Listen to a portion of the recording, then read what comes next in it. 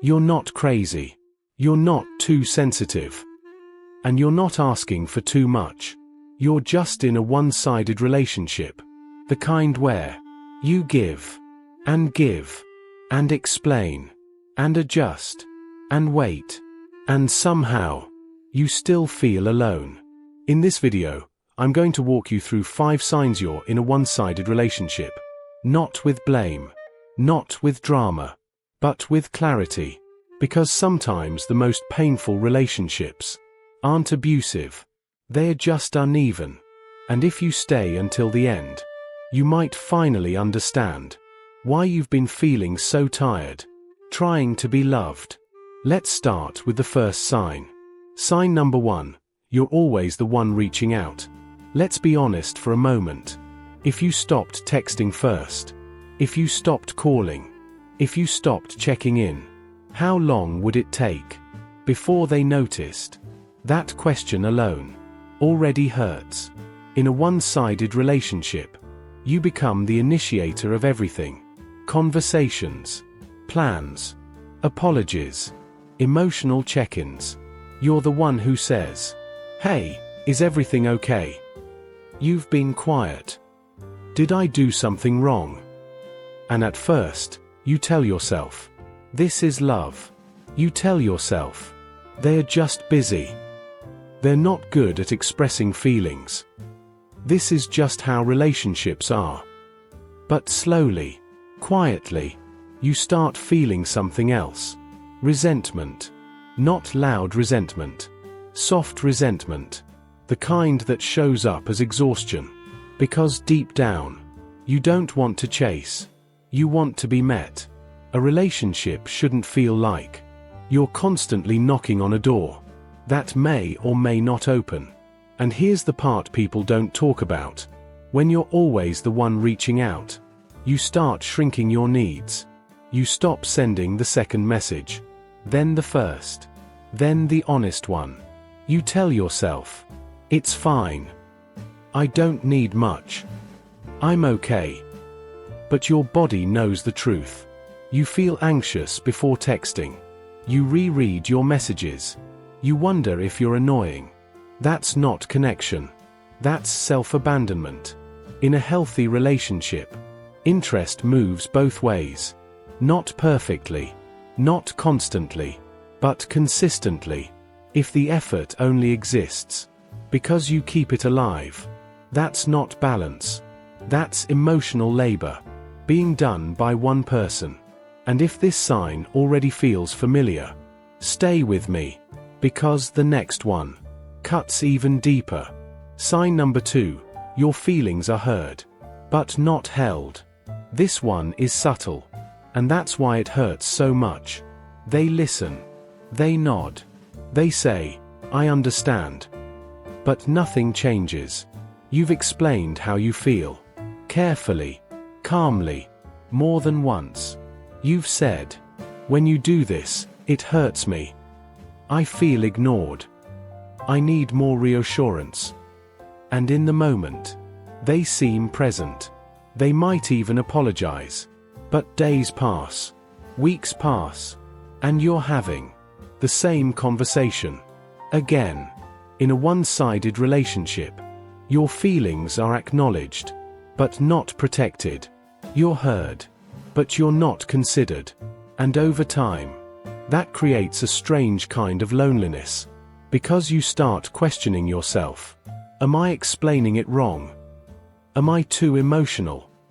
Maybe I shouldn't bring this up again. So you stop.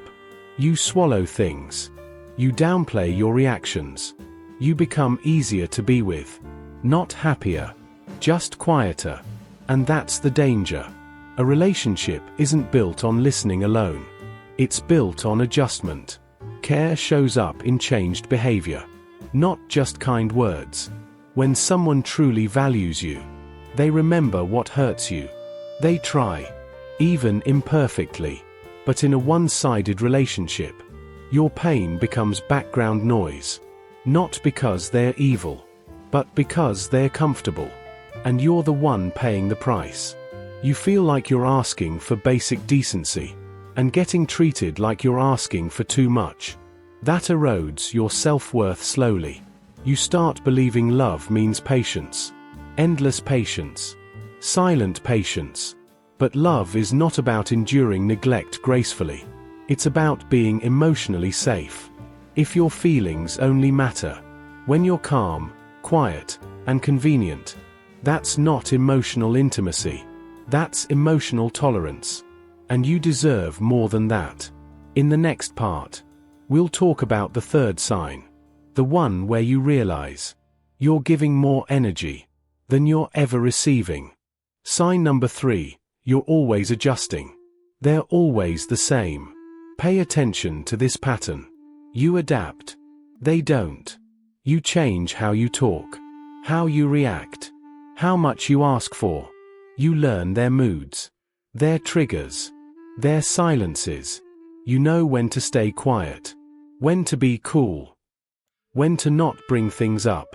And slowly, without realizing it, you start editing yourself. You think, if I'm more patient, this will work. If I don't push, they'll come closer. If I just understand them better. But here's the truth. In a one-sided relationship, growth only happens on one side. You're the one bending. You're the one softening. You're the one compromising. They stay exactly where they are. Same behavior. Same patterns. Same excuses. And at first, you call this maturity. You tell yourself, this is what love looks like. Relationships require sacrifice. I'm just being understanding. But love isn't supposed to feel like constant self-correction. You shouldn't feel like you're walking on emotional eggshells. You shouldn't feel like being fully yourself might cost you the relationship. That's not partnership. That's performance. And here's the quiet damage this does. You stop asking for what you need because it feels pointless. You stop setting boundaries because it feels like conflict. You convince yourself you're okay with less, but your body keeps score. You feel tense around them. You rehearse conversations in your head. You feel relief when they're gone, and guilt for feeling that relief. That's your nervous system telling you something. Love should expand you, not shrink you. In a healthy relationship, adjustment goes both ways. Not perfectly, not evenly every day, but reciprocally. If you're the only one changing to keep the peace, that peace is fragile, and it's costing you yourself. If this sign feels uncomfortably familiar, the next one might hit even harder, because it's the moment you realize you're giving emotional energy to someone who isn't giving it back. Sign number 4, you feel lonelier with them than without them. This one is confusing, because technically, you're not alone. You're in a relationship. You talk. You see each other. You share space. And yet, you feel empty. You sit next to them, and still feel unseen.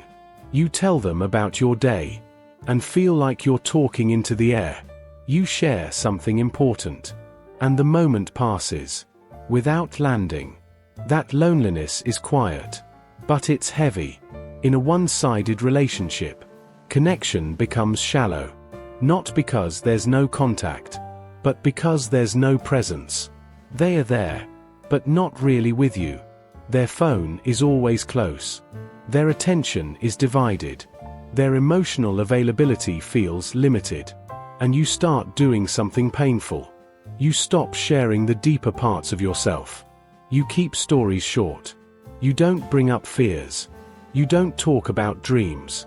Because every time you do, you feel like you're interrupting something more important. And slowly, the relationship turns into coexistence, not intimacy. You start to notice something strange. You feel more understood, talking to a friend, or a stranger, or even yourself. You feel lighter when you're alone than when you're together. And then comes the guilt. Why do I feel this way? I should be grateful. They're not doing anything wrong. But loneliness doesn't require wrongdoing. It only requires emotional absence. Love isn't just about being in the same room. It's about feeling emotionally met. Feeling like your thoughts matter. Your emotions land somewhere. Your presence changes the space. In a one-sided relationship, you begin to disappear quietly. Not because you want to, but because there's no room for you to fully arrive. And the most painful part? You start blaming yourself for wanting closeness. You tell yourself you're needy, too emotional, too much. But wanting connection is not a flaw. It's human. If being with someone makes you feel more alone than being by yourself, that's not comfort. That's emotional isolation. And in the final part, we'll talk about the last sign. The one where you realize you're staying not because you're fulfilled, but because you're afraid of letting go. Sign number 5. You're staying because of hope, not because of happiness. Be honest with yourself for a moment. If nothing changed, if this relationship stayed exactly as it is, would you be happy? Or would you just be waiting? In a one-sided relationship, hope becomes the glue. Hope that they'll grow. Hope they'll finally understand. Hope that your patience will pay off. You don't stay because things feel good. You stay because things might get better. You replay the good moments, the early days, the flashes of warmth. You tell yourself, this is who they really are. They're just going through something. I can't give up now.